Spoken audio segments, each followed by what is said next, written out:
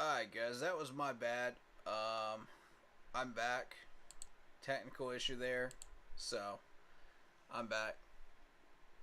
Let me, set up Zoom.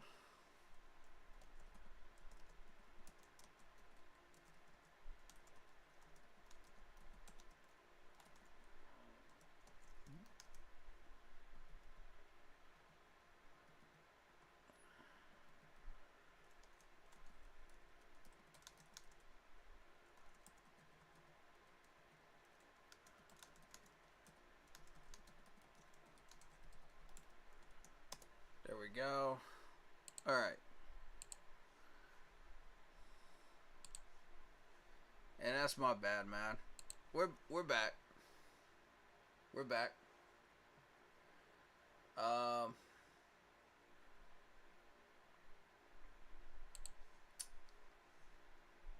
So that being said, let's take a look at that Saints roster, right?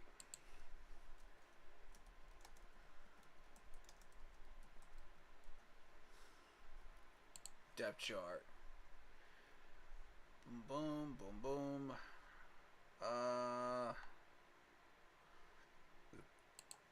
We'll go by the Saints website.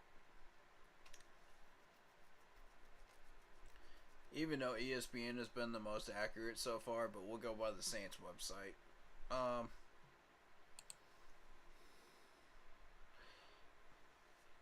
Yeah, it's a technical issue. That was my bad.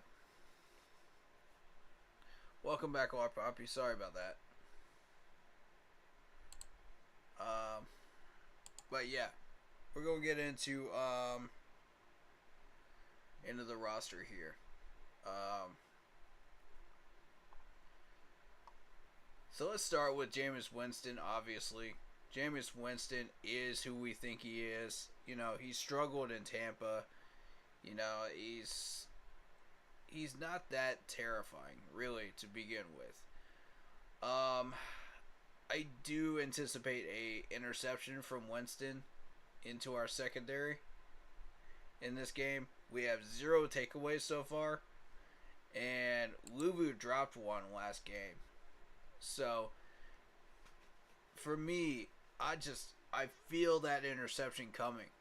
I feel it. I feel it coming this week. You know, I find it interesting. You know, Uncle was talking 20 interceptions for the year. I said 15. You know, now I'm thinking it's more like 10. You know, based on what's going on with this defense right now and having the safeties come up and try to play the run. You know, now I'm thinking like 10 to 12, right? I think that's a fair number. Consider we're struggling with the run and we have no idea what we're doing. So, and Winston's going to throw one of them to us. I can guarantee that. Because if you know Winston's history, this dude often throws a pick into a good secondary. It's been known to happen. I mean, look at his numbers over the years. You know, you're looking at 15 last year. I mean, rookie year. You're looking at 18 2016. And even as far back as 2019 with the Bucks, you're looking at 30. So, I mean, he is who he is. You know, I don't see that changing.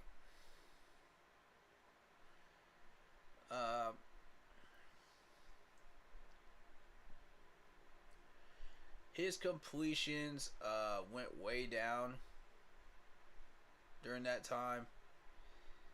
I mean, first year of the middle of his career in 2017, you know, you're looking at 282, my bad. Out of 442 completions? Come on, man. Yikes. Look at those numbers go down. Yeah, I do find it interesting how he had 5,000 yards in 2019, but it still didn't save him. You know, you got the same amount of interceptions as you have touchdowns. It didn't save him. He is who everybody thinks he is. And I don't know what the Saints are doing with this man, but obviously it's, you know,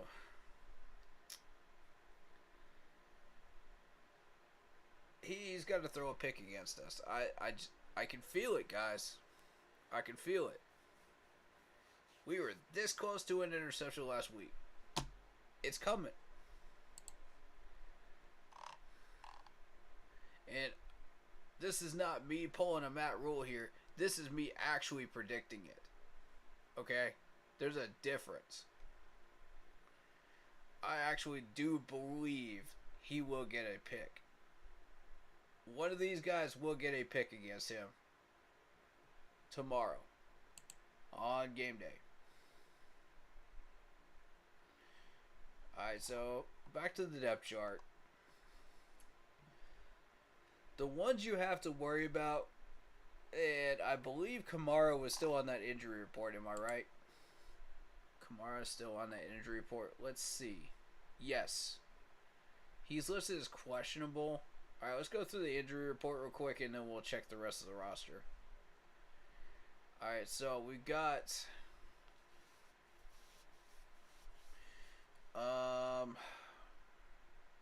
a good chunk of the offense on here. So it looks like it's going to be a defensive battle tomorrow. Except for the fact that the guy behind Kamara is still going to rack up some yards against us. Alright, so we got Paulson, the corner, with an ankle injury, questionable. Limited.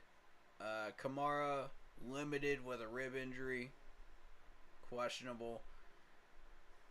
That's the one we got to pay attention to right there, Kamara.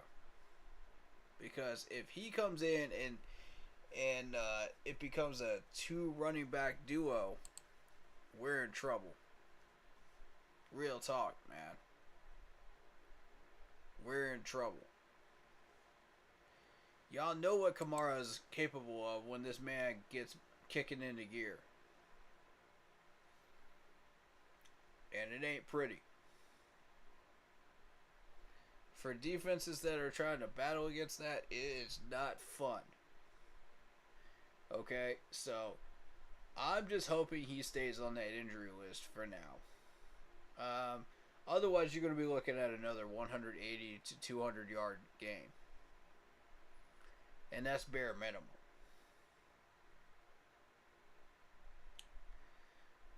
Ryan Resnick.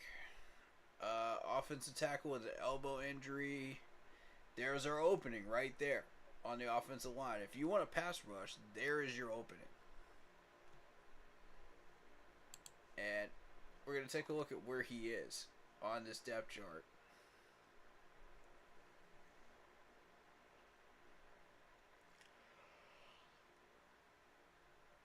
Right there.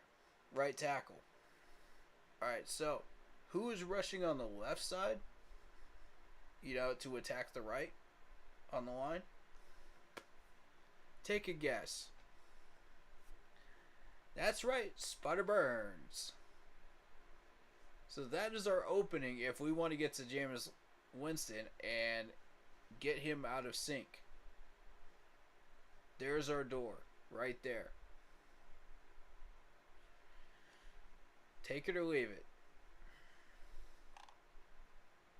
That is up to you, defense. Alright, so Taquan Smith with a shoulder injury. Limited practice throughout the week, but full practice on the last day. No designation. He'll probably play. Taysom Hill, the tight end. Rib injury. Questionable, limited practice. Marquise May, rib injury, limited practice, questionable. That's the safety.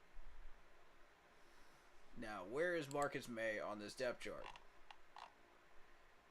That's my question. Starting safety. All right, so you're going to see JT Gray come in here if he's not there. And I think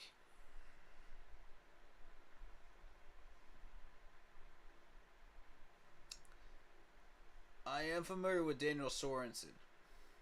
So, but in any case, Tyrann Mathieu is going to be doing double duty, which he's able to do without a problem for 4 whole quarters. You know, it's who Tyrann Mathieu is. You know, he's always been a monster out there. That's the man you want to avoid throwing it near. Because Tyrann Mathieu will catch your pick. He will. Watch out for him. That man is extremely dangerous on defense.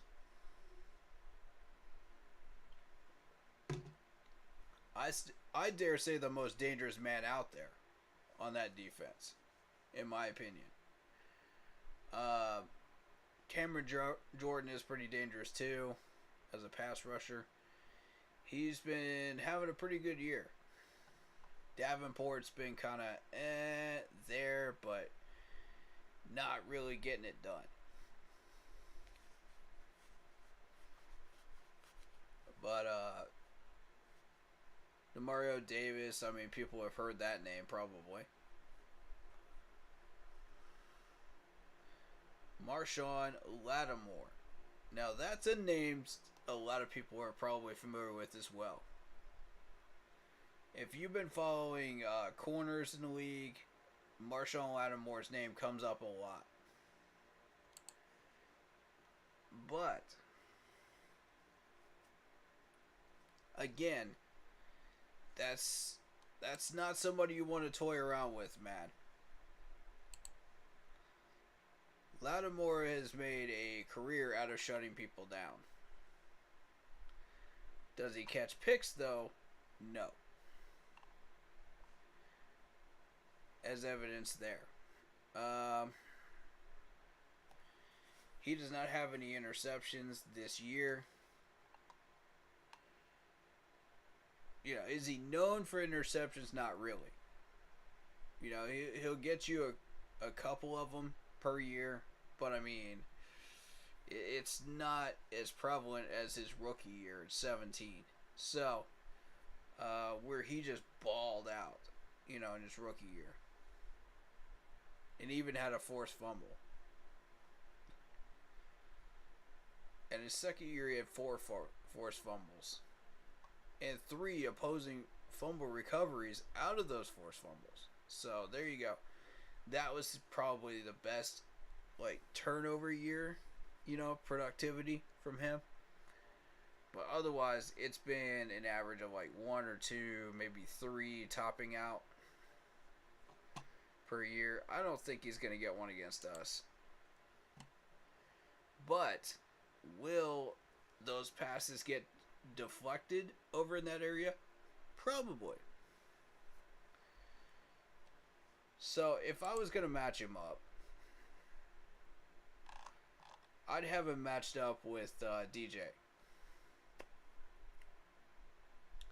That being the case, if you're looking at the depth chart,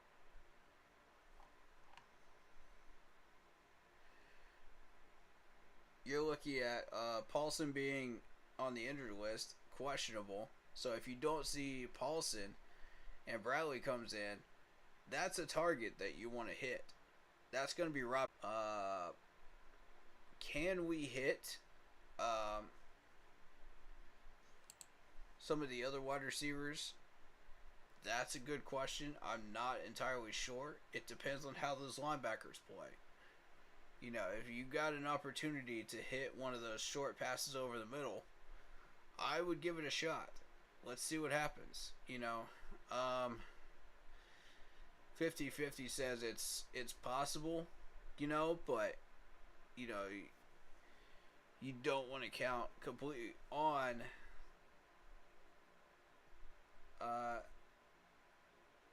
those safeties to step up when one of them is hurt.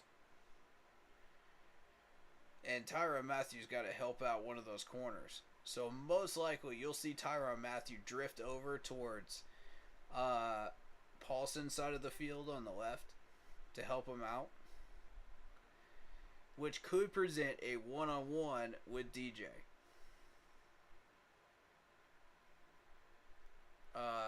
Versus Marshawn Lattimore. And why this is important is Ben McAdoo using DJ has not been successful. He's given him the wrong routes, one-on-one, and he's not doing anything with it. So it's essentially taking DJ out of these plays. Can he still get to 1,000 yards this season? The jury's still out. You know, it'll depend on what we do with the coaching staff. That being said, let's talk about... let's go back to the offense. You got... Behind Jarvis Landry, if Jarvis Landry does not go, you got Tyquan Smith. So now you're going back towards the third team wide receivers, which is Chris Olave and Deontay Hardy. Now, Chris Olave, I do recognize that name. I believe he was on our practice squad at one point. I could be wrong, but I believe so. Behind Kamara, you got Mark Ingram. Now,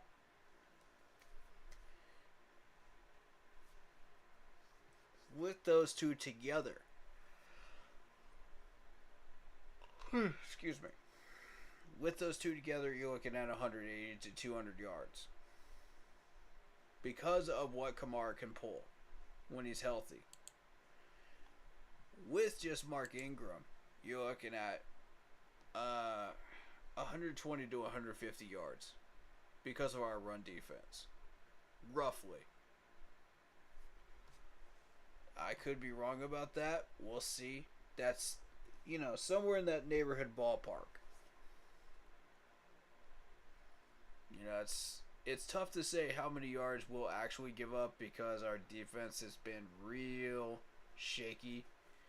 And we gave up about 140 to Nick Chubb. So, granted Mark Ingram is not Nick Chubb, but I could see somewhere in that same neighborhood of I'll lower it a little bit. 100 to 130. Let's be fair. Because he's not Nick Chubb. You know what I mean? I could see that.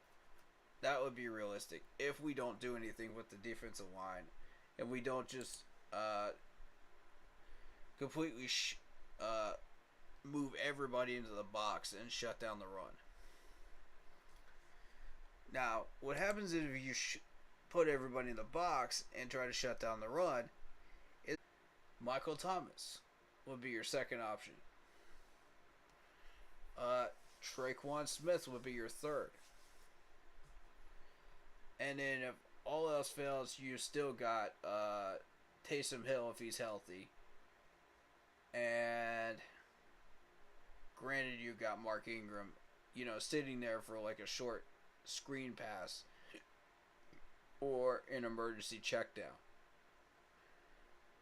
That's how I would see the Saints running their offense against us.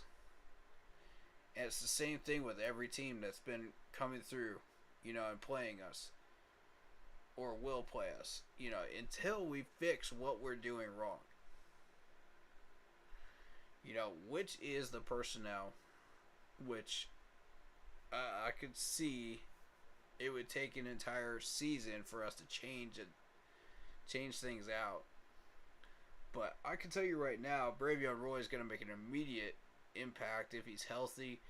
So will Luvu. Shaq actually got involved last game in stopping the run. So there is hope, but these guys can't do it by themselves. They've got to have that safety help. They've got to have everybody involved. And that's going to get people hurt. And we've seen it. That's now 2 corners that are hurt. Remember I called that. Remember I pointed that out before this season ever started. I predicted that.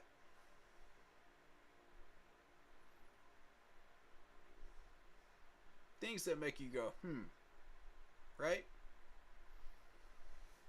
I called this out way before it ever happened. And I don't presume to be a psychic here, but when you see stuff that are patterns, and it makes sense to point this stuff out. So now we're going to look at our injury report versus theirs. And I'm going to tell you, watch what happens. 2 corners, as I predicted. A hamstring injury and an Achilles injury. Need I go on about the fact that we cannot keep these corners on the field when they are constantly trying to stop the run? When they're not, it's not necessary for them to do it in a 4-3 situation when we're trying to run the 3-3-2. I called this one weeks ago. This is a lack of personnel on the D-line. I called it. The O-line is next.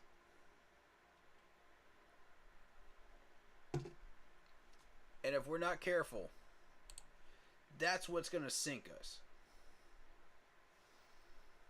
Because we're already struggling just to get field goals every drive.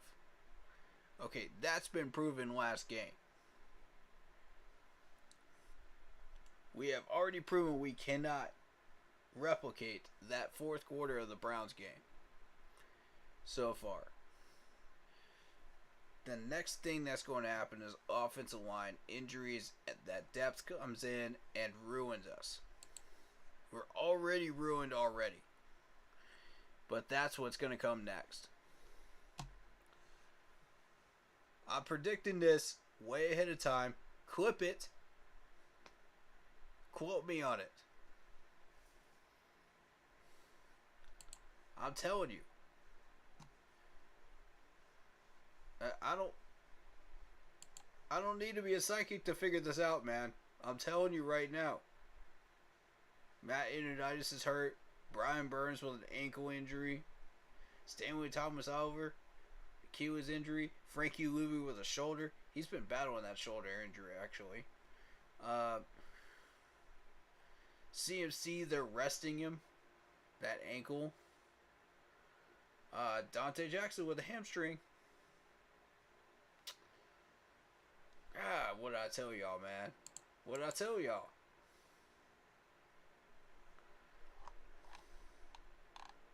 And looking at the schedule right now, when those offensive line injuries are going to come is against some of the better pass rushers out there, starting with the Niners, and then the Rams are going to totally expose us.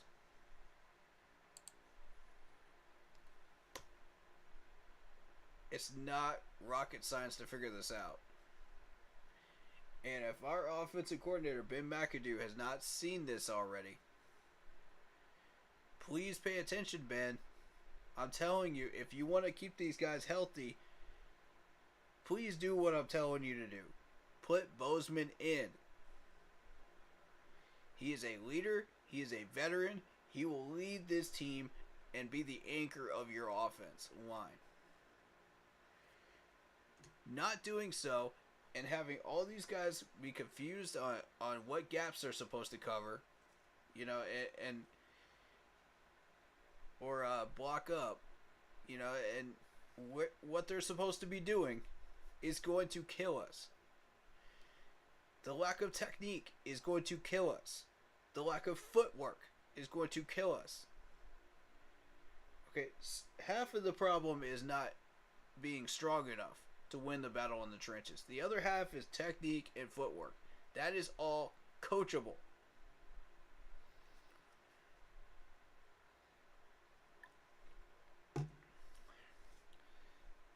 Who's to blame? Ta-da! Not hard to figure out, folks. I'm going to keep showing that picture until people figure it out, that are still riding that coat train, man, of Matt Rule. I'm going to keep showing it until we fire him.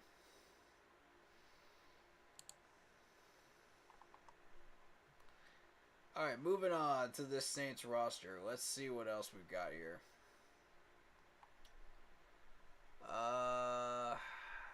Who else catches my eye?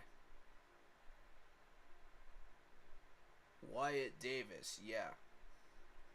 The left guard. I want to look at Wyatt Davis. 6'4", 315 pounds. This dude was from the Vikings originally. 2 years in the league. Yeah. He never did start any games. He was always on the bench for the Vikes. But, big guy, man, from Ohio State, man. He's a tank. You just have to coach him up right and put him in the right spot. So, that's one of the people that's going to catch everybody's eye, because I was around for that draft when we saw him get taken in that draft.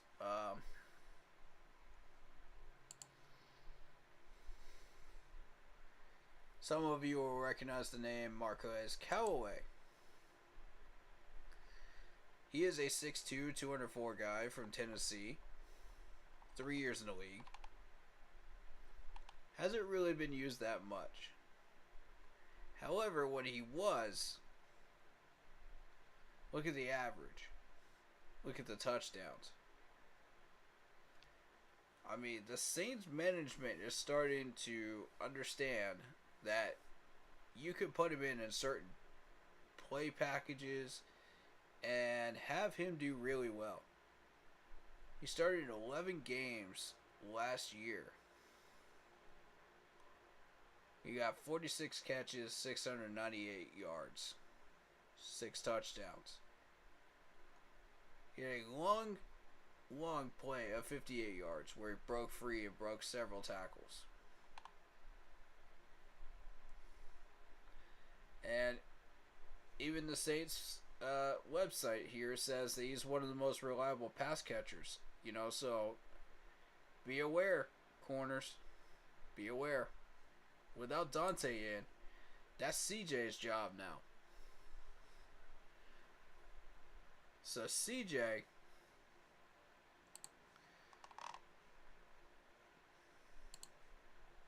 let me look at this roster again. CJ, if you don't see Michael Thomas come your direction, watch out for Callaway. Alright, so, on the other side, we got Jarvis Landry. If you're not matched up against him, Tre'Quan Smith, if he's healthy, will be your target. And Tre'Quan Smith is a 6'2", 210-pound guy from Central Florida. 5 years in the league. Almost 1,500 yards career so far in 4 years. Not bad. 17 career touchdowns. He's very consistent. If you notice his averages, they're very consistent. Yardage-wise, same thing. I like guys like this, you know? This is how you start really opening up your offense, is with slot guys like this. Because when you have a lot of zone defenses and stuff that we've been running, you know, under the three. If we're not careful, Traquan could rack up some yards very, very quickly if we keep playing the run on about 75% of the plays out there. You know, with everybody stacked in the box. I could see Traquan, if he's healthy, you know, and he's listed as questionable right now, racking up like about, I'd say about 80 yards, give or take. This is, you know, to avoid the blitz, you know, short, easy passes to avoid, you know, the heavy pressure and the lack of sacks that we have right now. I could see it. I would be very, very careful with him. You don't want to give out too many of these because that will lead to moving the chains. You know what I mean? Plus that running game, that's a touchdown. Before you know it. That's likely 2 touchdowns before you know it. So, you don't want to do that. Be aware of players like this on offense. Keep pounding, brother. 110%. That's what's up, Zero Chill. What's up, man? I'll send you in some of these other chats, man. Thank you so much, man. Love the support. You are very welcome here, man. And we enjoy having you here, man. But yeah, Chris Olave. I want to point out Chris Olave. He may not be a factor, but you never know. 6'1", 189. He's a rookie from Ohio State. I see they're starting to use him this year, though. 8 catches for 121 yards. We might want to be careful. They used him against the Bucks. 5 catches for 80. 3 catches against the Falcons. Okay. He did have a fumble, though. This is what I want to point out.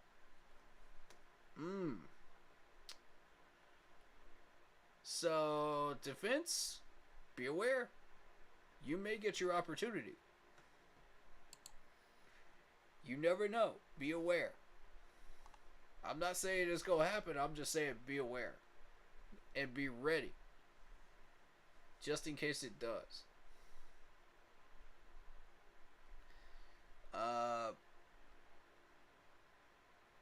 But yeah, 8 receptions so far. It's not spectacular, but against a zone defense, he could do a lot of damage. If he's not 20-something yards. You know, on a simple play, you know, that should be simple, but we don't wrap up tackling. And we had tackling issues last week. Let's be real about that. We did. So, when you have tackling issues and you let this man out, it's bad news bears. He'll get about 20 or 30 yards on you. As evidenced by this right here. You know, 20-yarder against the Falcons for one of those catches. So it's the yards after the catch. That's why his average is so big. He breaks tackles. You know, 51 against the Buccaneers defense. And the Bucs defense ain't no joke, man. That Bucs defense held the Saints to 10 points throughout the entire game. So, for him to manage 51 yards off of that Bucs defense, pay attention. That's not good. Real talk, that's not good.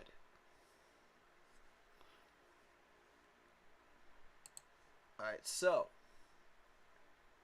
be aware and watch for him to get about 2 or 3 catches on Sunday in this game. Alright,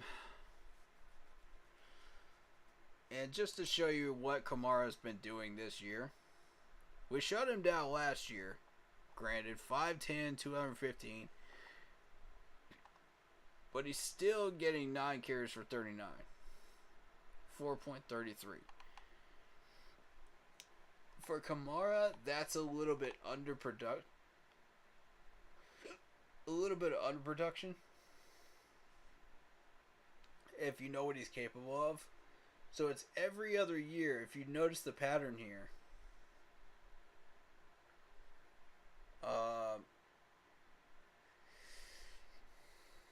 He'll have double-digit touchdowns. And this is the odd year. Pay attention. Because I got a feeling he's getting one in this one. No doubt. If he's in, he's getting one.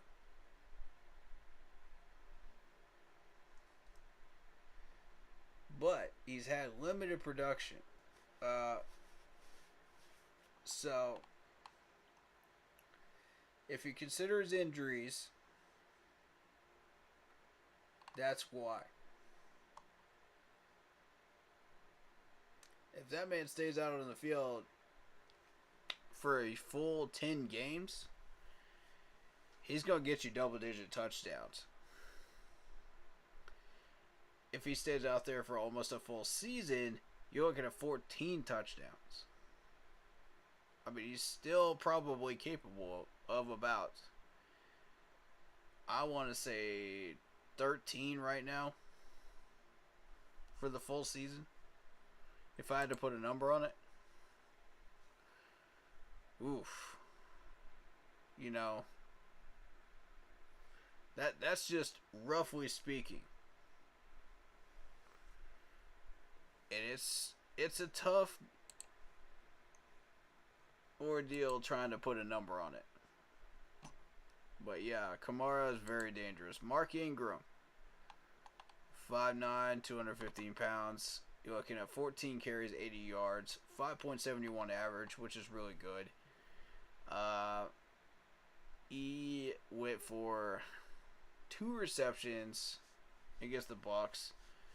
But that just shows you how good that Bucs defense is. I want to show you this line right here. These 4 numbers right here. This is what tells you how good the Bucs corners are.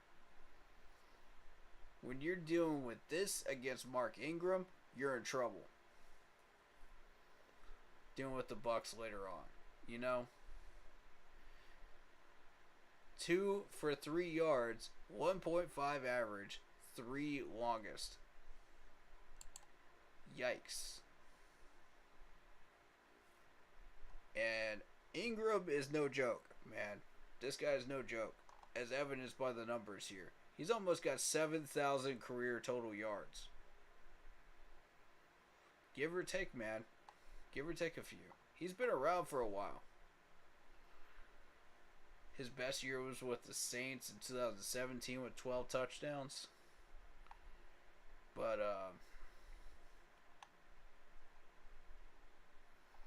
very dangerous guy still. I would not sleep on this dude, man. I would not. He's more dangerous in the receiving area right now because he got 2 touchdowns.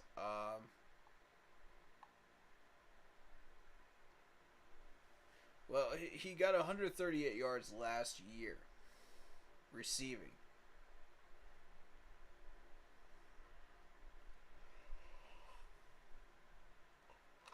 Yes, that may not look like much, but consider that was just in 3 games started out of 7 total that he was playing in. Imagine double that. That's the numbers you get. Right there. You're looking at 416, 58 receptions, but no touchdowns. Keep in mind, he's a chain mover, but he's not going to get you touchdowns. All right.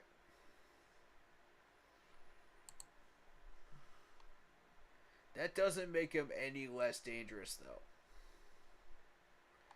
And with our run defense the way it is, they're going to use him as a running back in this game and limit how much Kamara touches that ball because of Kamara's injuries. That's exactly what's going to happen. They're smart about how they use both these running backs. The Browns were smart about how they used Nick Chubb and Kareem Hunt. Are you noticing a pattern here? We're not. Folks, we're not. That's coaching. Alright. Moving on.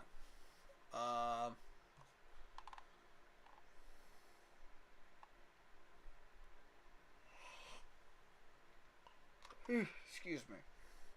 I'm fighting sleep right now. I'm trying to stay focused for y'all, man. Because there's a little bit more I gotta focus on here. Content-wise for you guys.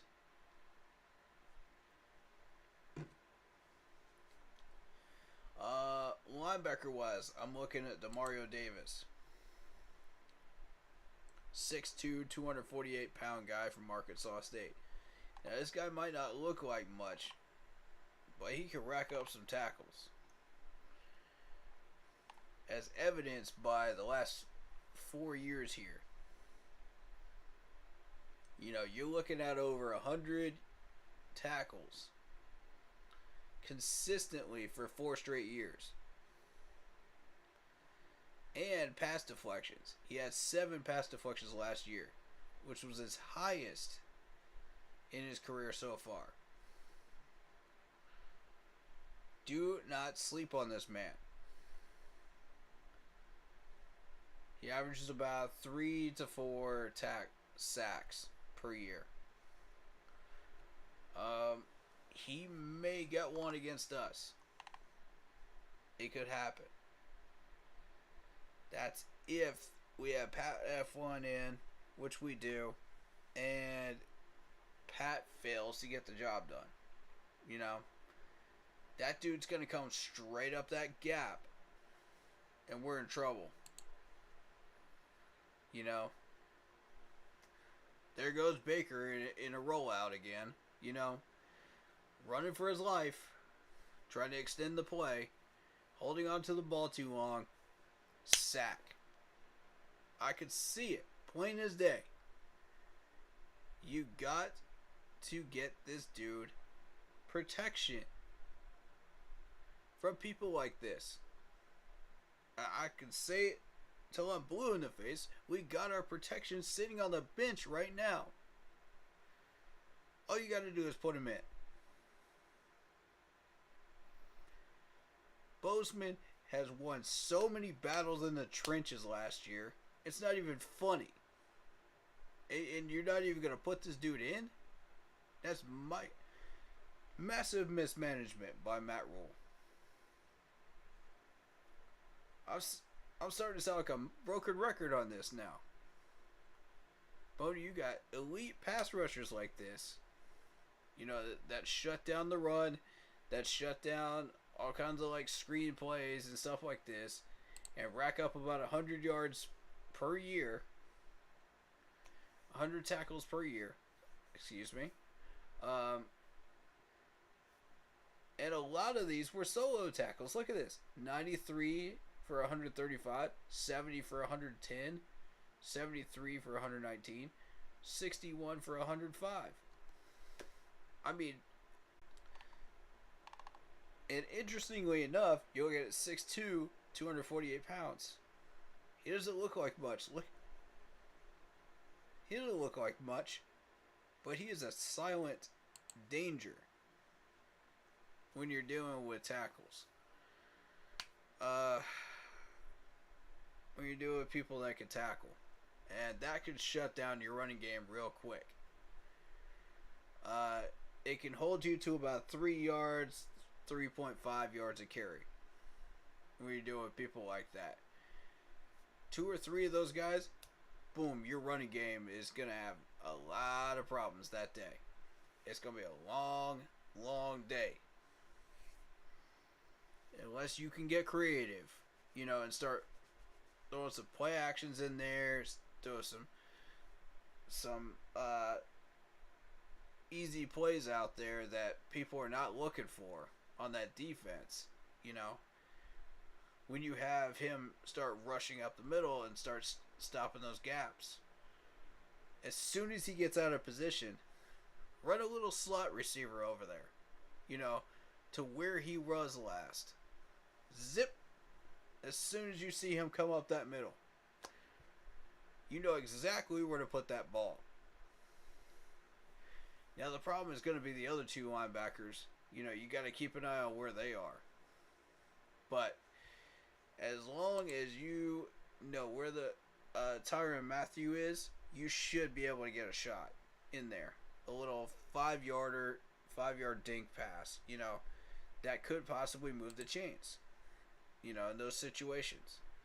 So you got to be aware it's situational football, just like Jonathan Stewart said. Situational football is everything. When you're watching it on tape, when you're putting it into action, it's everything, bro. And he's exactly right. I've heard of quite a few players actually say that it's situational football, so he's not the first to say that. And there's been a few coaches as well. So it didn't surprise me to have him say that about that situation, but we got to get a little more creative if we want to fool people like DeMario here. Otherwise they're going to rack up those 100 real quick. They're going to get about 10 off of us, if you're not careful. So, see if DeMario's on that list.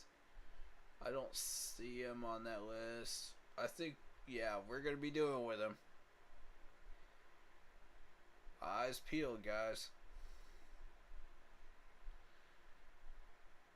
Alright, so the only one that's out right now is Alante with a knee injury. He did not practice on Friday, so he's out. Alright.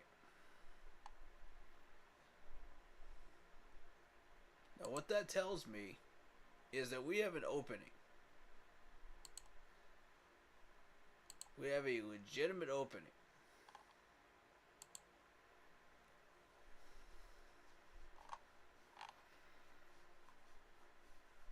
As I said before,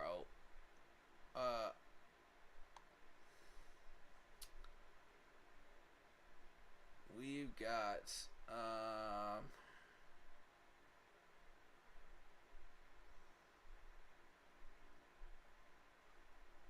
where is he?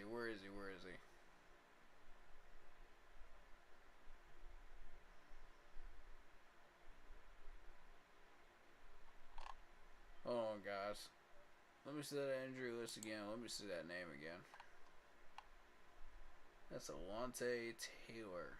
Okay.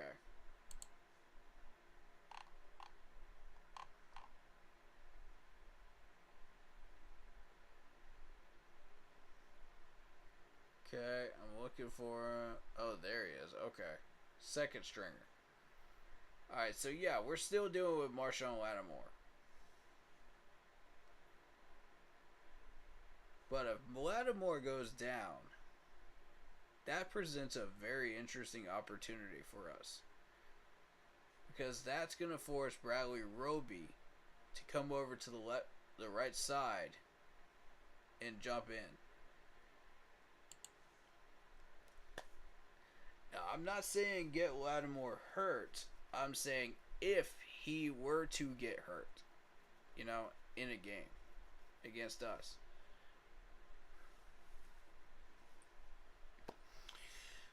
That's our opportunity to strike right there. So if you see it happen, take advantage.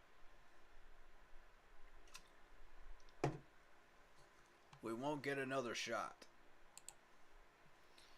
I can guarantee you that. Not with Tyrann Mathieu lurking around.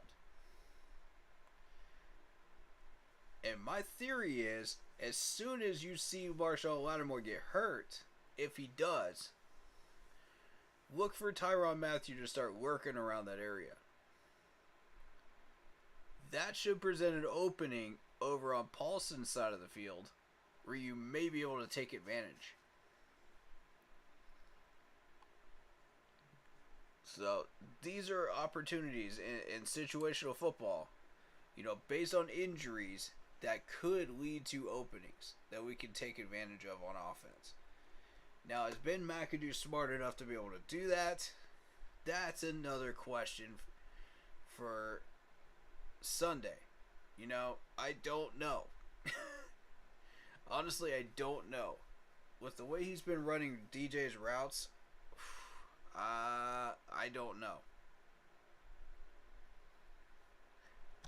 You have to assume anything could happen on any given Sunday, injuries wise. So, this is why it's good to be prepared for any of those situations, just in case. I like that name, Shy Tuttle.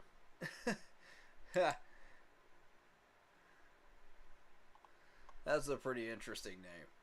6'3", 300-pound guy from Tennessee. You gotta love it, man. He's got 3 solo tackles and a half a sack so far this year. But be wary, he's got pass deflections. And he has forced a fumble last year. He also caught a pick in his rookie year.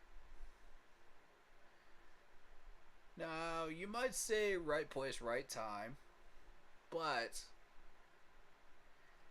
you say that after the fact that you see the 4 pass deflections, though. Coincidence? Maybe. I don't know. You be the judge.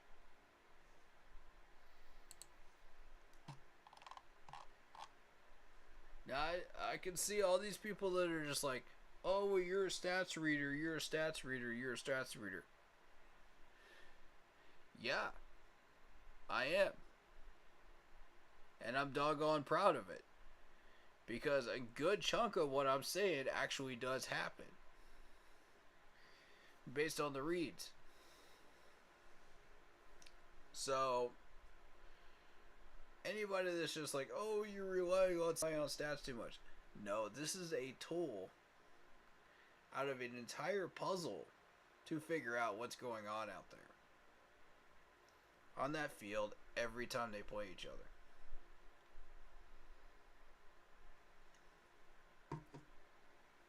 This is one of a few tools in my tool belt that I use. I don't rely strictly on stats. Now, do they help tell a story? Yes, absolutely. But you have to watch the games too to understand what you're doing with. Like, you may see a 6'3", 300-pound guy out there that looks like a 300-pound bowling ball. But watch his run-stopping ability. This is stuff that will only show up on tape. It may not show up in the stats necessarily. But, you got 48 total tackles. But the interesting thing here is 16 of those were solo. That means he was assisted 31 times. while defending knocking down passes. This is how you read stat sheets. You can't just go by, oh, well, it looks like this and it looks like that. Read the stat sheets too. They tell you a story. And it's an interesting thing, man. It really is.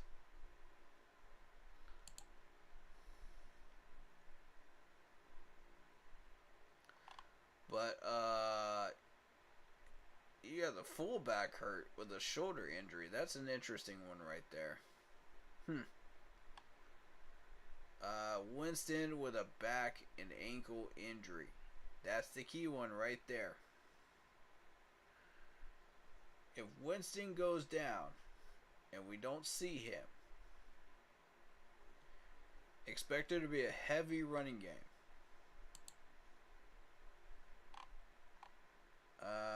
Because I don't know. I don't know how much you trust Andy Dalton out there. And we all know who Andy Dalton is at this point. If we don't, you clearly have not been watching the Cincinnati Bengals. He is who everybody thinks he is. Point blank, period. Andy Dalton is who everybody thinks he is. So if we play Andy Dalton, he does not scare me at all. You know, this dude does not have a long ball. You know, he'll try to make plays out of nothing, but it won't work. You know, and he doesn't necessarily throw picks, but he's Andy. You know, y'all know what I mean. If you ever watched him play, you already know what I'm talking about. It's not new. This dude is not new. He's not a spring chicken anymore. 6'2", 220 pounds, 12 years in the league.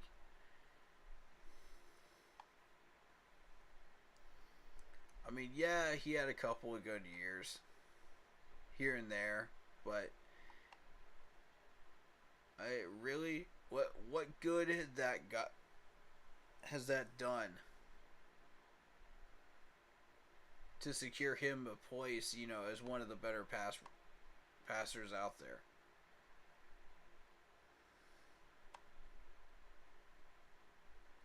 No, I will say the yards do rack up. I could say the same thing for Matt Ryan. However, Matt Ryan's are a little higher than that every year. Now, what I want to call attention to is the fact that he has 135 career interceptions. Defense, be aware. That's a number that's important right there.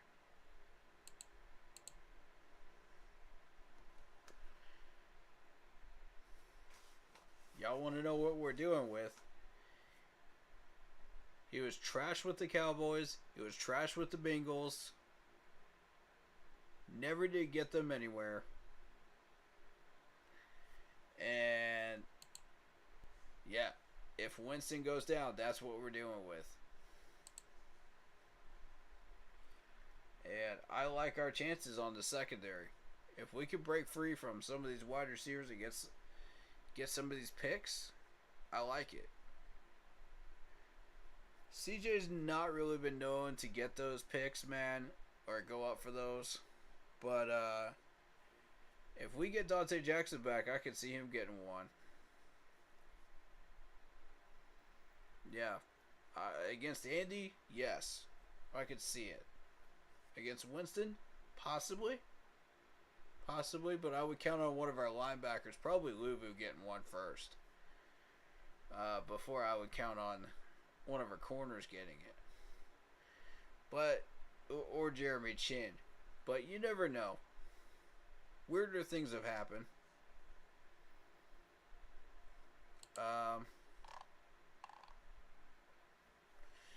But yeah, this is, and Andy Dalton is 34 now. He's getting up there. 12 years in the league. I'm surprised. You know, he may have a couple years left in him before he retires. But that is essentially what we are doing with the Saints. And none of the rest of those names really stand out to me. I'll show that depth chart one more time. If you are looking at this offense, you know, I'm going to take off the climb out rule for right now, so y'all can look at it. What names pop out to you, besides the ones I've already mentioned? Anybody you want to talk about? Yeah, I'll leave that to chat. You know, any name that y'all want to talk about. Could even be the ones that we already mentioned. That's fine too.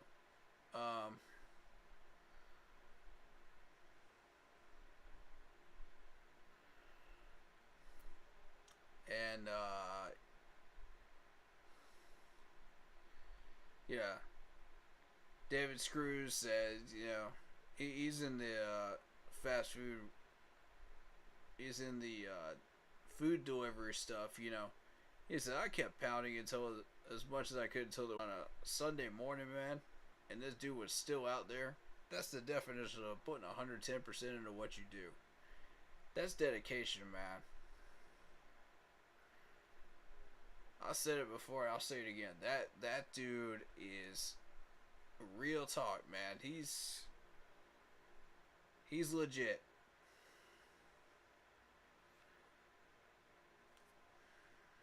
That's a hard worker right there. Worked 18 hours. Goodness. That's how you put food on the table and pay bills, ladies and gentlemen. Right there. Follow this man's example. And I guarantee you, you're going to get results in your life. But yeah, man.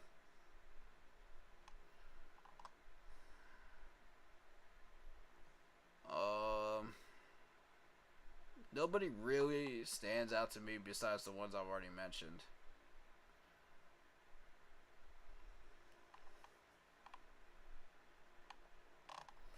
Wait, Landon Young. I want to... There's just something about this dude that makes me want to look at him. 6'7", 321 pounds for Kentucky. Okay.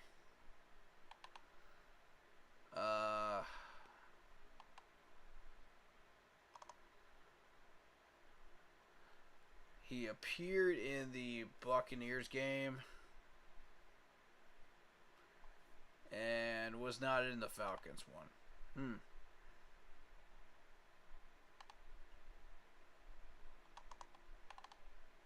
Saints got him in the 6th round.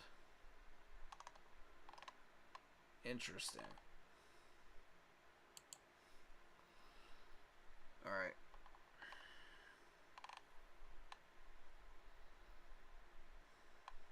Defensively.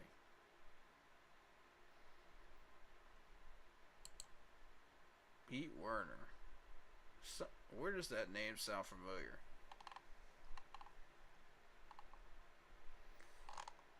Oh, Ohio State, that's why. Okay, 6'3", 242 pounds. 18 solo tackles, 1 forced fumble this year.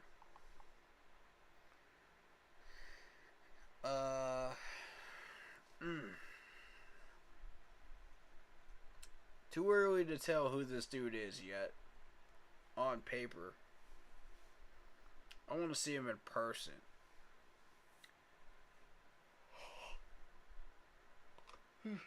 Excuse me. I want to see him on the field tomorrow. I want to see what he does before I can properly judge him on what he does versus does not do, you know.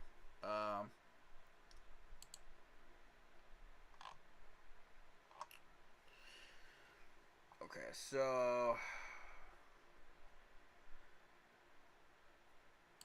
Cameron Jordan, left defensive end. People pretty much know who Cameron Jordan is at this point. Captain of the Saints, 6'4", 287 pounds from California. 4 solo tackles so far. Some may consider him to be a run stopper predominantly. You look at him on paper, that's what it seems like. But notice how many pass deflections this man has for his career. 56. That's the one I want to point out to people. And also his sack number. 107 career sacks. That's the one you got to worry about.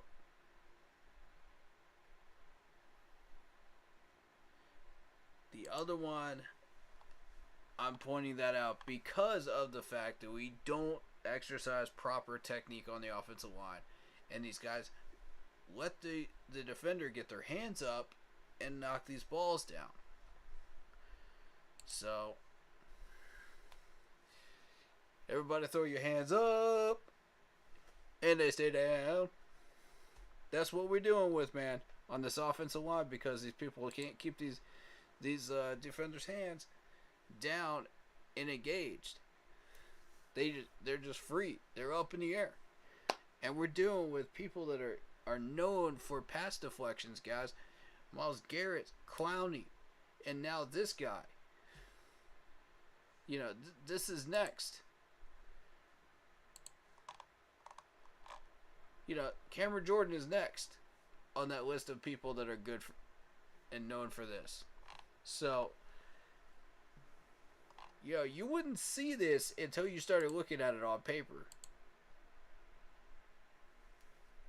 Total wise. Or unless you saw it on the field. And you said, hold up, man. But by then it's too late. If you don't notice it in the stats and you don't notice it by former film that you've been studying, you're in trouble.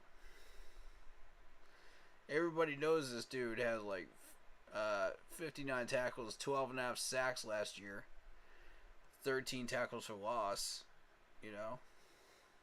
22 quarterback hits. But how about the 6 passes defended? Not many people know about that, because they're not paying attention to that stat. What they're also not paying attention to is 2 forced fumbles. And now this is his 7th overall Pro Bowl. Wow. I mean, pay attention, man. Y'all might learn something. Panthers players, I'm telling you.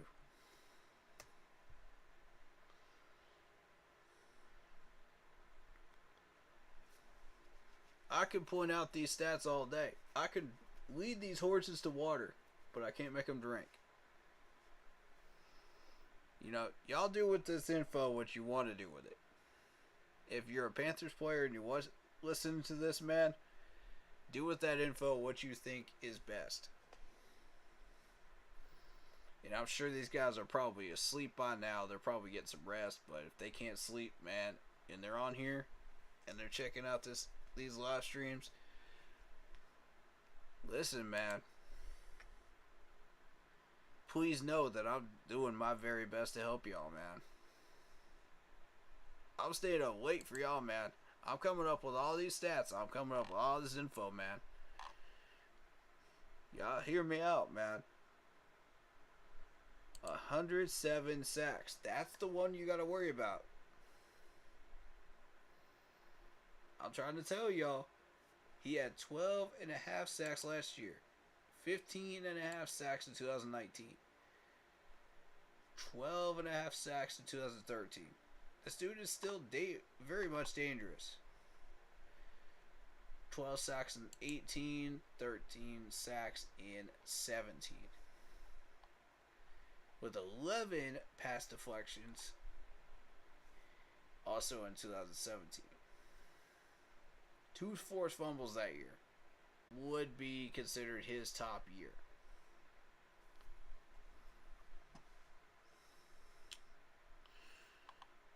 I don't know, man. With those sack counts and those pass deflection counts, I don't know, man. I think he's got a couple more years. And if we don't get something on that line to stop that, that's bad news. Vietnam says, big money, 18 hours. That's right, man. That's right. Man's getting that bag.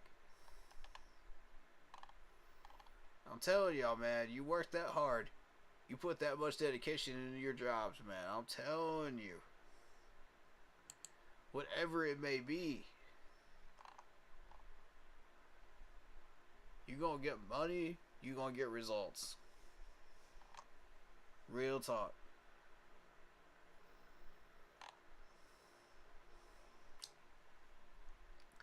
Now, finally, what this game is going to come down to is Will Lutz. And if you paid attention to the last 2 games, you know exactly why I'm looking at Will Lutz.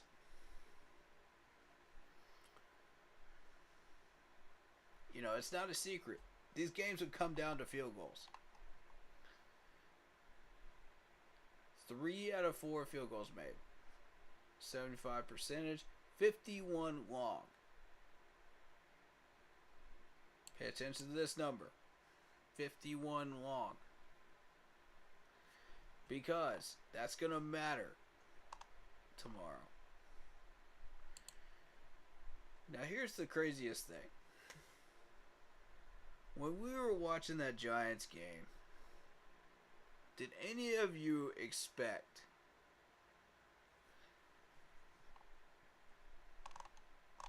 let me put this into perspective. Did anybody expect Gano to hit that 60-plus yarder? Anybody? Or is it just me? Because watching him.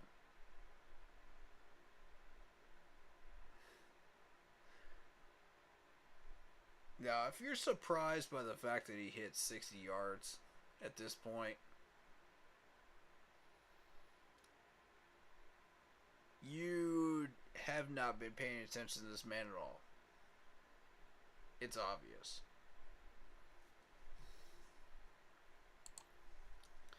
Now, for somebody like Will, 51 yards, that's a lot more believable. I did not buy that 53 yards was Gano's longest. I did not buy it because I knew he had more leg than that. Come on, if you didn't know that he had more leg than that, you're not paying attention. And you missed the ball, on Gano. So, 51 is a lot more believable. I would say probably 50 limit. I wouldn't bank on it though, judging by the kickers these days. But, he did go to the Pro Bowl. So,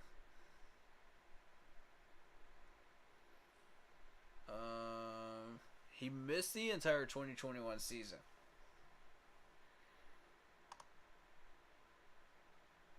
I do find that interesting.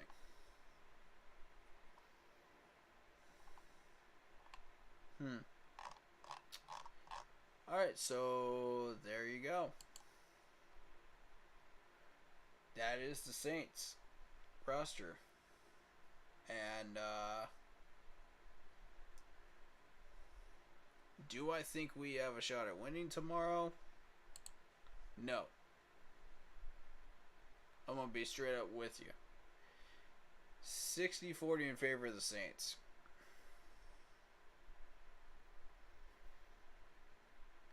I'm going to keep it a buck, man. I always keep it a buck. 60-40 in favor of the Saints.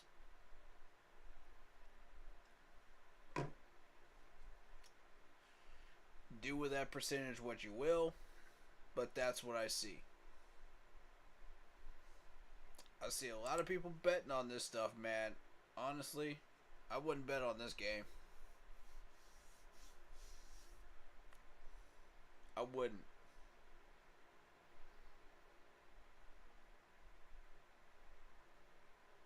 Now, here's the interesting thing. It's going to come down to the defensive battle. It's going to go back and forth, scoreless for a little bit. Just like the last game did. We're going to start the chain off with a field goal. They're going to start one off with a field goal. And it's going to go back and forth for a little bit.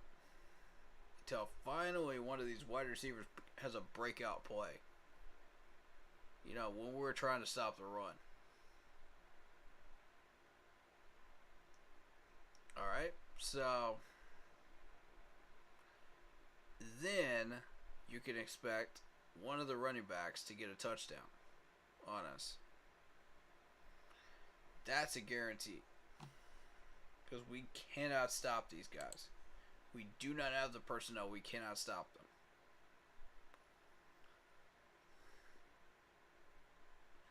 So essentially, it'll be a repeat of this last game against the Giants. Realistically. And that's not good enough. If we want to recover this season, that's not good enough.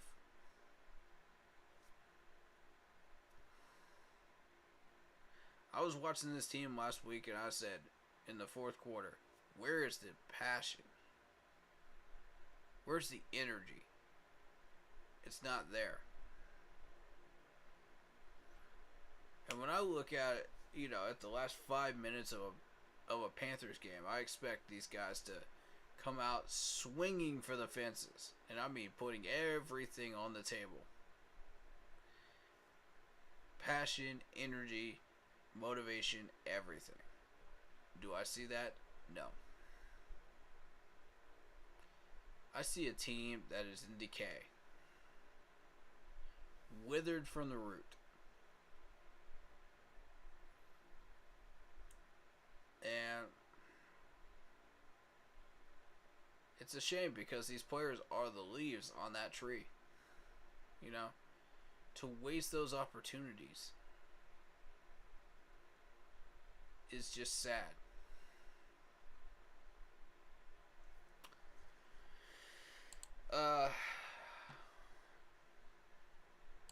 So we'll go to ESPN. We'll look at some of these scores. Week 2, I didn't cover week 2, did I? I didn't cover week 2. Now, the first game that catches my attention, and this is the game of the week for me, the Chargers and the Chiefs, 27-24. Keep a close eye on that matchup. I told y'all about that the last time we were looking at these scores, and I'm still saying it now. The AFC West is the biggest power in the AFC besides the Bills themselves. And I'll keep saying it until it becomes untrue. Every time these guys battle each other, that is a titanic battle in the AFC. Now that New England is gone, that vacancy has gone to the entire AFC West to fill. as far as a power grab in the AFC. So, notice who wins. Keep tabs on that, because the next time that those two play each other, KC and the Chargers could come out on top. There's a good chance they split. I've seen that happen a number of times lately, and it's interesting. It really is. Whoever wins that battle is going to be battling for either the division or a wild card. Guaranteed. Wow.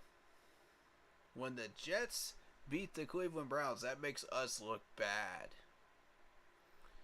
Real bad. The Jets are the bottom scum of the league, in my opinion. Same with the Lions. Those two alone have been sitting at the bottom of the league for ages. So for them to beat the one team that we could not beat in week 1, ouch. Alright, so Detroit beats Washington. Again, mentioning that Detroit just came off that 16 game losing streak and finally won a game. It's about time. 36-27 against Washington. That's a winnable game for Detroit. Congratulations to them. I don't know that they have that many weapons on defense, but I know that their offense is getting better.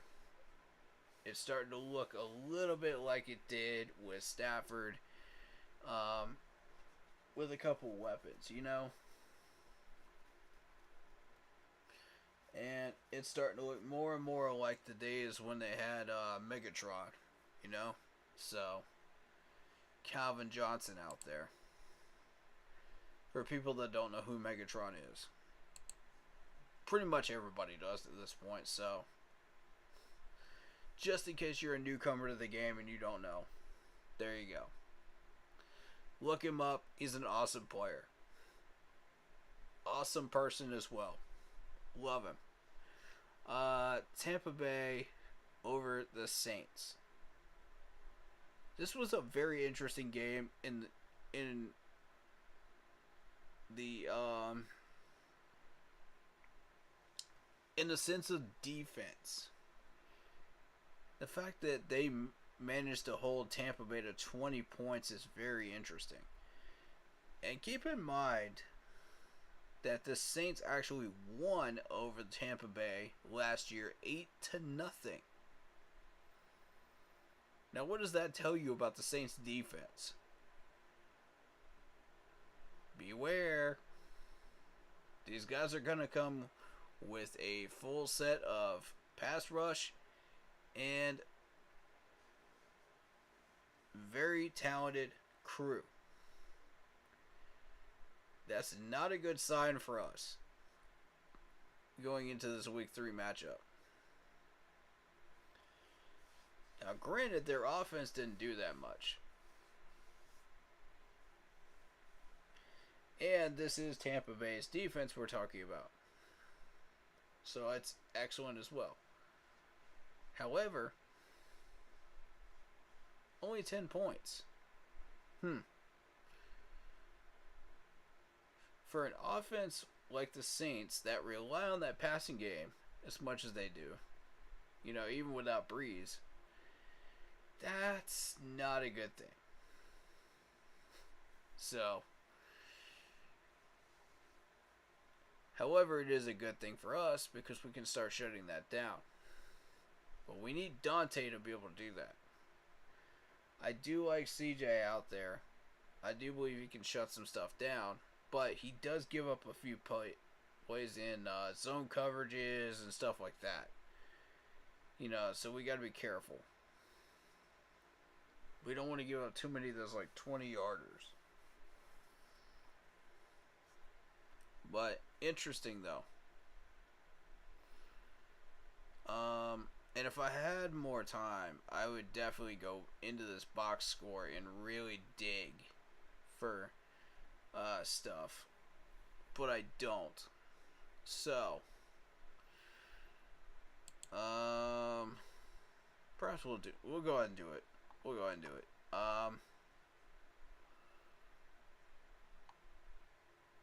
Yeah, see, there's Mark Ingram. As I said, 10 carries for 58 yards. Watch out for this dude. You know, you didn't see Kamara.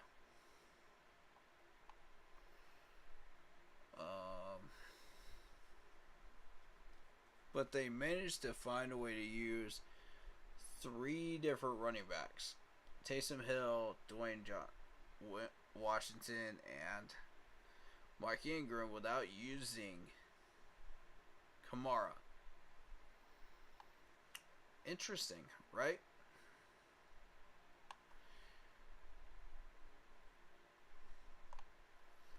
Alright, so receiving wise, there's a wave, 5 for 80. There's Michael Thomas, 6 for 65. Not a surprise there with a touchdown. You know.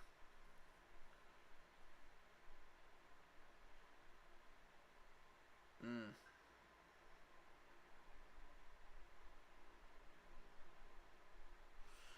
Um. Defensively for the Saints, interestingly enough, it's Shy Tuttle leading the way with 9 tackles and a pass deflection. We can learn a lot from this box score right here. Perhaps we should dig into this.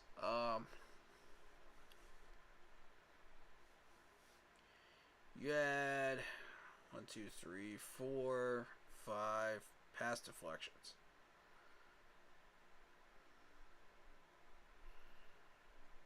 And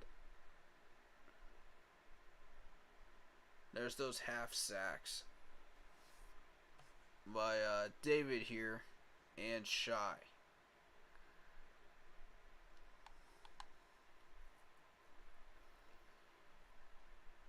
Who is Mr. Street here?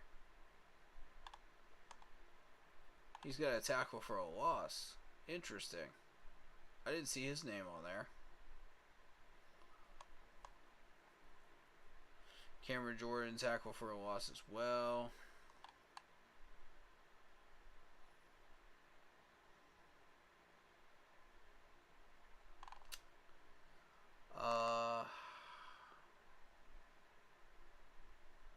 So, 33 solo tackles out of 67. So they need help. There's 1 sack, 3 tackles for a loss, 6 pass deflections. And a Willie Lutz 31-yarder. So,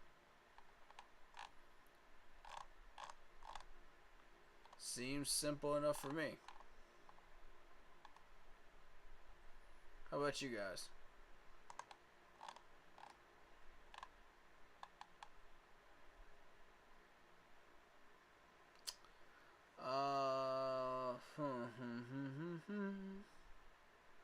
And you're looking at a Buccaneers offense that was running Werner Fournette 2.7. Mike Evans got 3 for 61, which is more than DJ is going to get, probably. A little bit more. Somewhere in the 50s range. Most likely, because he hasn't been that active.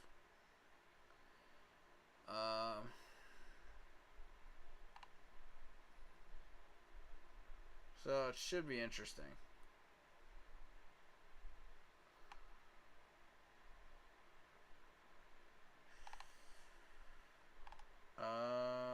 Okay. So fumbles, this is where you really want to pay attention with the Saints. This may be our one chance to start getting back in that turnover battle towards our favor. Chris Olave, Mark Ingram, Winston, Adam DeMario, and James Hurst involved in that. But those first four that I mentioned fumbled that ball. The first two lost those fumbles. So it's Mark Ingram and Chris Olave. So now we know who to target if we want to fumble.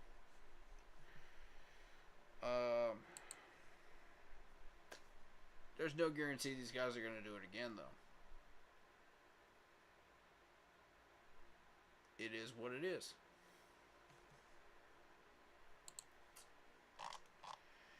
But, yeah, that's what we're doing with that right there.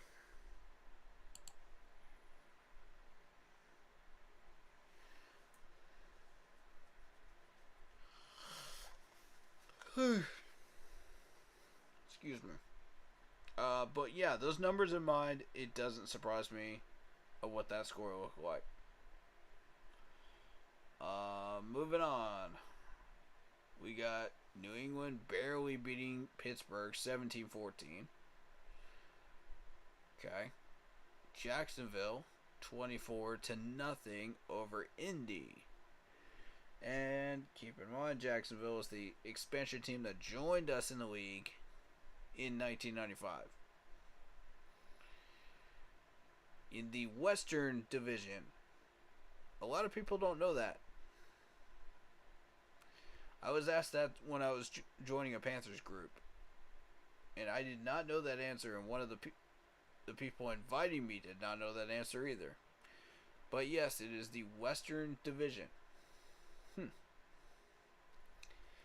Little Panthers tidbit of information there.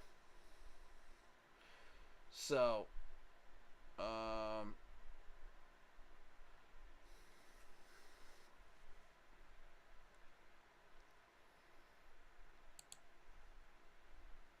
go 27-7.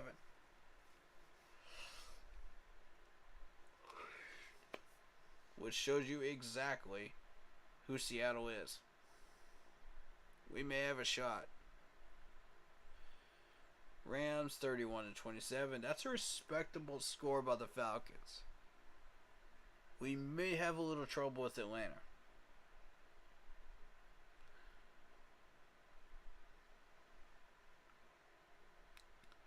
Based on that right there.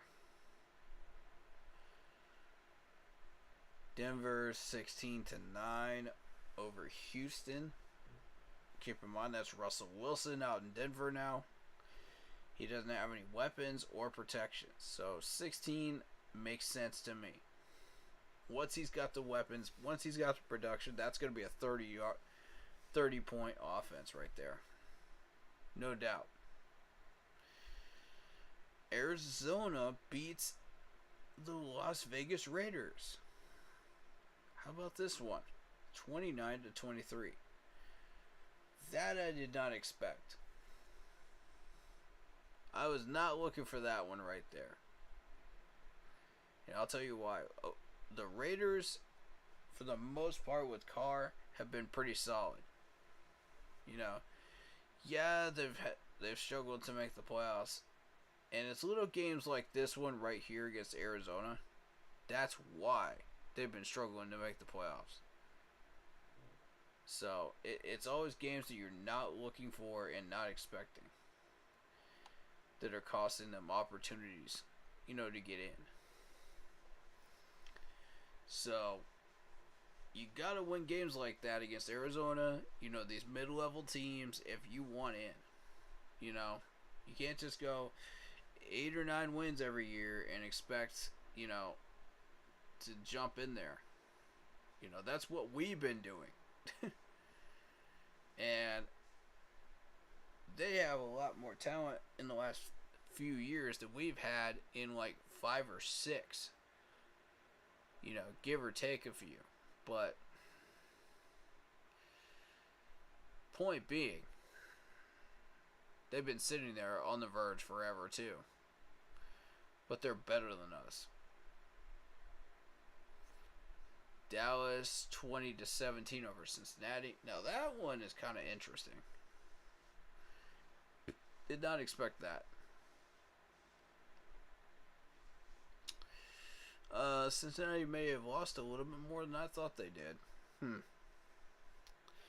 Green Bay 27 over Chicago. Not a surprise there.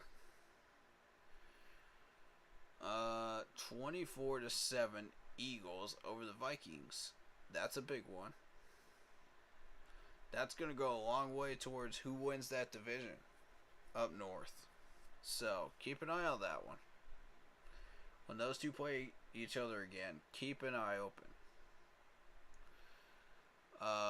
Buffalo 41-7 over Tennessee. Obviously, Buffalo's the team to beat. Clearly. Going to week 3. I mean, Thursday night game is what it is. Yeah, Cleveland beating Pittsburgh. Finally, again. So proud of Cleveland. So proud. Y'all are starting to fight back, man. I love it. And he did so without even using Baker Mayfield. Think about that. Baker slaughtered them the last time they played each other. Just a tidbit of info. For all you anti-Baker people. But, that playoff win over Pittsburgh last year, that was... Oh my God, that was epic. That changed everything when it came to the rivalry between those two. Everything. Because if you are a Browns fan, you cannot stand Pittsburgh. I mean, it's a flaming hatred for Pittsburgh. For the way that Pittsburgh has been treating the Browns over the last 20, 30 years. It's just awful. So, big win right there for Cleveland. Massive. And without Baker. Well done. See, they don't need Baker to win that game, man. Pittsburgh's having that much trouble right now. But not enough trouble not to be able to beat us in our current state. Alright, Baltimore, New England. I got Baltimore in that one. For the simple matter of Baker.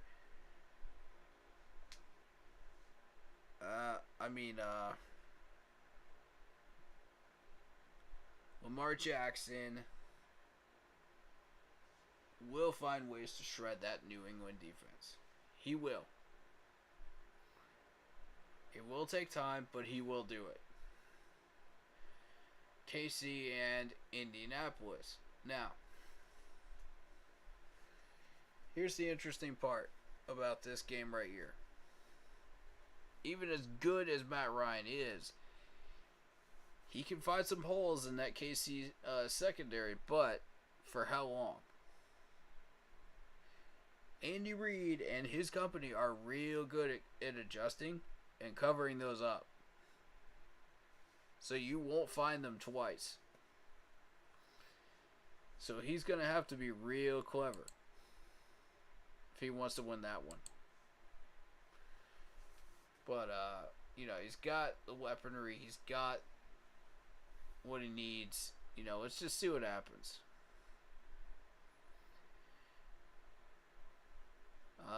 Houston and Chicago. I've got Houston. Chicago's sitting in the bottom 5. I mean, it's plainly obvious. Come on. This is where Houston finally gets their win. Buffalo and Miami. Buffalo by about 14 points. Miami has a few good players and some weaponry. 2-0. They've gotten a little lucky too. But that luck ends with Buffalo. Detroit and Minnesota.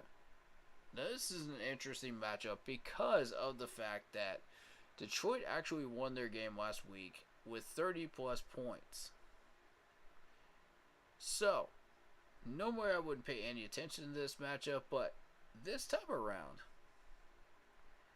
30 plus points. Let's keep an eye on Detroit. Let's watch that. Let's do a little scoreboard watching there. I want to see what happens. Just out of curiosity, just to see what happens. Cincinnati and the Jets. Now, y'all know normally where this pick would go in my mind. But we are talking about a Jets team that just beat the Browns last week. Now, can they replicate that against Cincinnati? I think so. I'm going to go Jets. Cincinnati had trouble last week. Yeah, Jets on that one. Raiders and Tennessee. Raiders finally get their first win against Tennessee, considering how much trouble they had last week. Now, Philadelphia, Washington. Philadelphia Eagles definitely in this one by about 7 to 10 points. Washington really struggled last week. Chargers and Jacksonville. I got Chargers on this one. Jacksonville is putting up a moderate amount of points, but it's not good enough. No. Green Bay and Tampa Bay. This is the one to watch this week because Green Bay's been struggling a little bit. So this is Tom Brady's opportunity to let him know, and send a message that he wants to be top of the conference again. And that'll be a 3-0 start for Tampa Bay. I do believe that. Rodgers is struggling.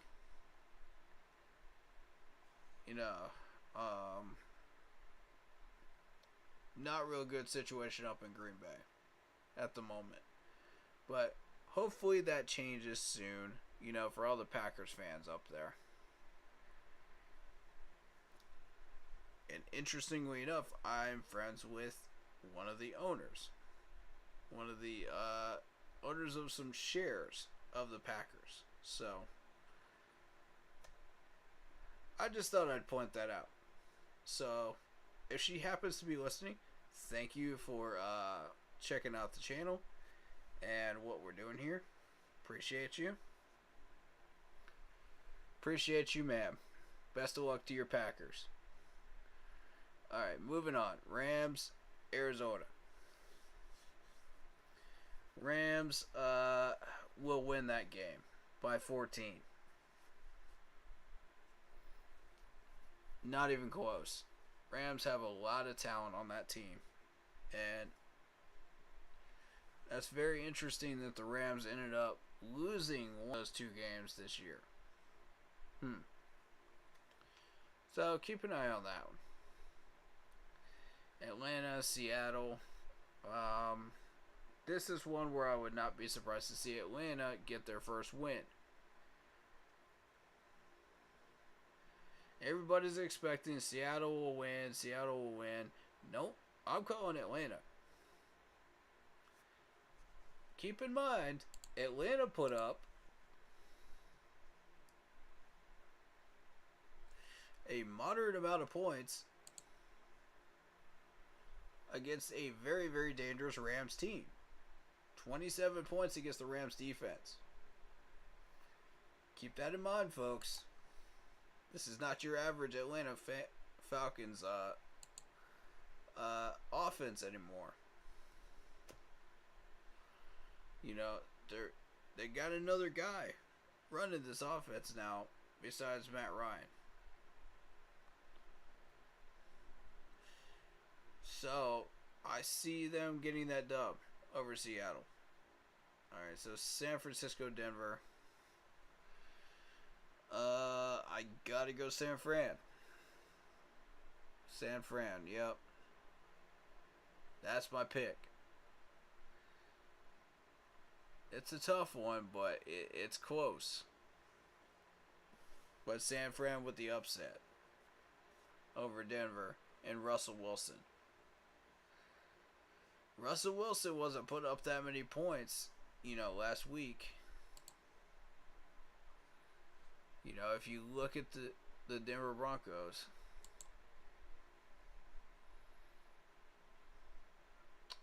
it's only 16 against Houston. That's kind of weak, man. That's kind of weak.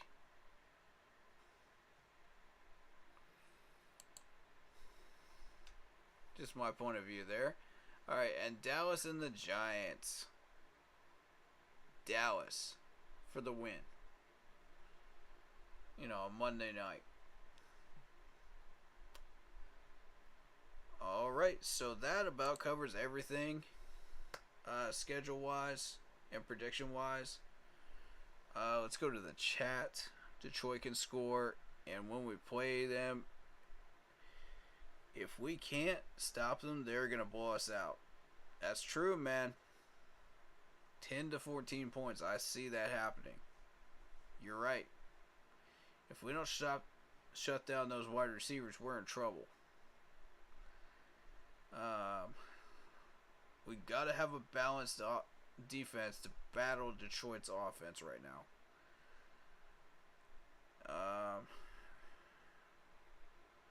Anybody that really relies on the wide receivers, but still has a rushing attack, that's going to mean trouble for us. Because we can't do both. We got to focus on one or the other.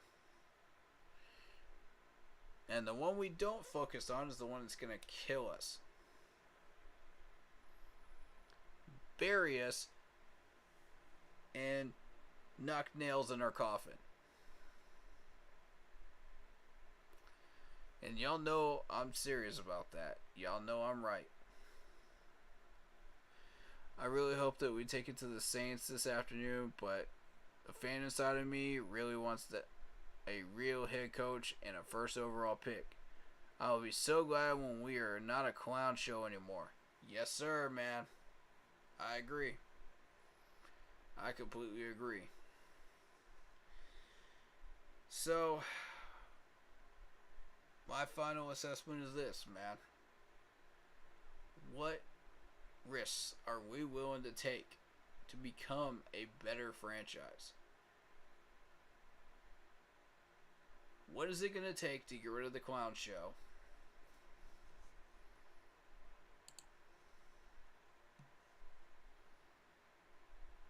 What's it going to take?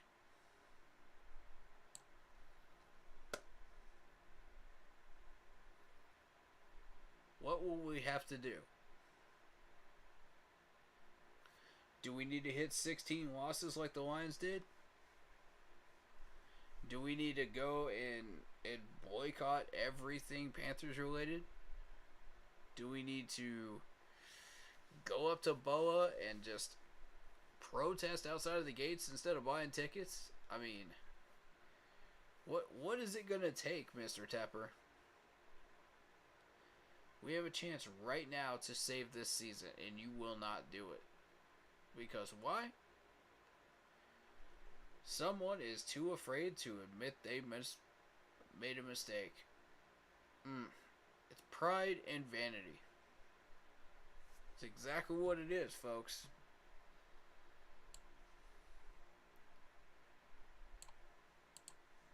It's sad, but it's there.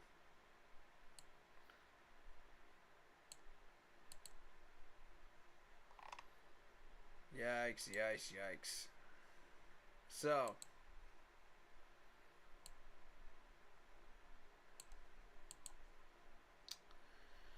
that being said, anybody else you guys want to talk about, we could do that real quick. But then I gotta get some sleep.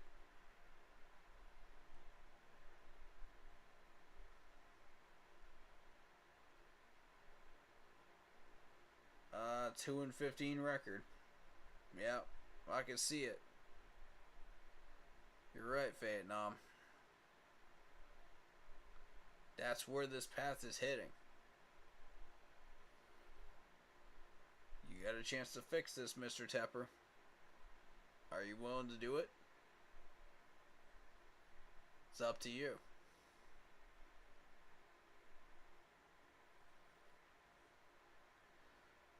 Alright, with nothing else to discuss in chat, I guess I will call that a stream. Thank you guys so much for watching. If there's any other Panthers related topics you would like me to discuss in the post game stream, please leave them in the comments below underneath this video and stream, and I will check them out. Or go to the Facebook group page, keep pounding in all caps, leave a comment on one of the most recent posts. I will read it. I'm more than likely going to read those before I get to the YouTube ones, so I would recommend going there. I am on Twitter as well.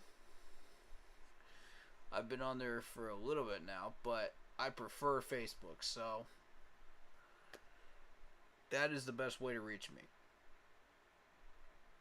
And feel free to DM me and PM me as you like, for any reason at all, related to like Panthers related stuff, or even just stuff that you're going through, struggles, anything, challenges wise. I will be glad to talk to you and help you through anything that you're going through. Do keep in mind I am a busy man, but I will get back to you as soon as I can. So it's based on availability. Alright. That in mind, thank you guys so much for hanging out with us. And Mr. Clown Roll over here.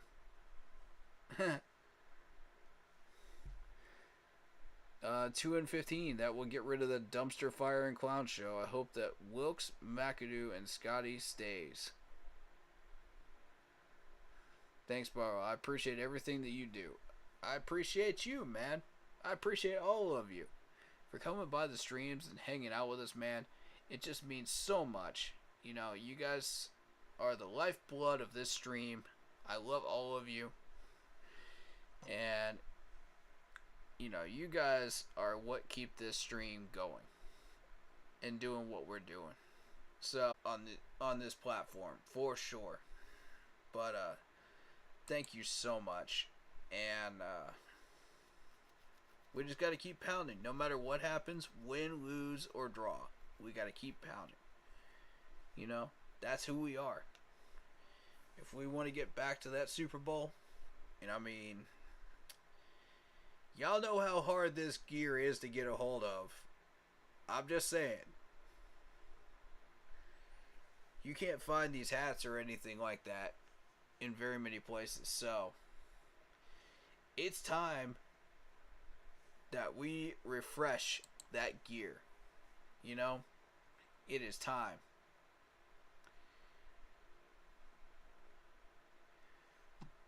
I appreciate all y'all, man. It's been a blast. Go catch the VOD. Go hit that like button. Hit that sub button. Hit that bell. Select all. Leave a comment down below if you haven't already. If you feel like doing that, go for it, man. If you're enjoying the content here, please do, man. Shout out to all the new subs, all the new followers. Love all of y'all, man. Especially with the content creators like Tyler, that keep it real, man, and tell it like it is, and come out here, man, and do what you do. And especially the ones that are just out here, man, just doing what they do, even if they're not keeping it real and just entertaining people, man. Just all this, the Panthers YouTubers, man, and podcasters. Thank you so much, man, for doing what you do. It takes a lot. It's brave. It's bravery, man, to come out here and speak your mind like this, man, because these fans will eat you alive. They will. But I love our tight-knit little group here, man, because we built this community in a very specific way, you know, to deal, to come out here and just have conversations, you know, real conversations and debates, you know, and try to find solutions for this team, you know, for them to listen to and to try to take that advice and do something with it if they want to. So, real talk, thank you so much, and I will see you guys in the next one. We will be hopefully doing a halftime show. I don't know. We'll see how that rolls. But if we do, Matt, it won't be a very long one, but we'll make it happen, man. We'll make it happen. If we can. We might have tech issues. We'll see. Because I did one time. I had tech issues that one time. But anyway.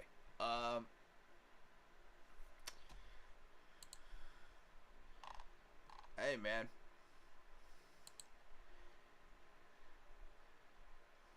Clown Rule says, honk honk.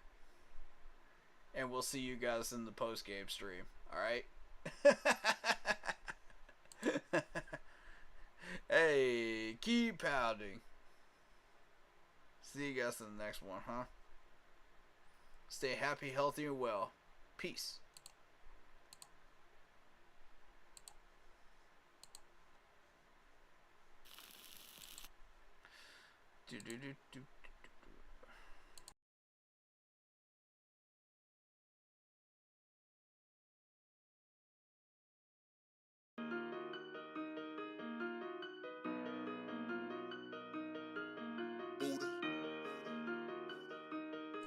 Shout out to all the people that came into the stream. Lock Poppy, The Real Zero Chill, David Screws, Vietnam, Teller Hayes, Sean Bradham.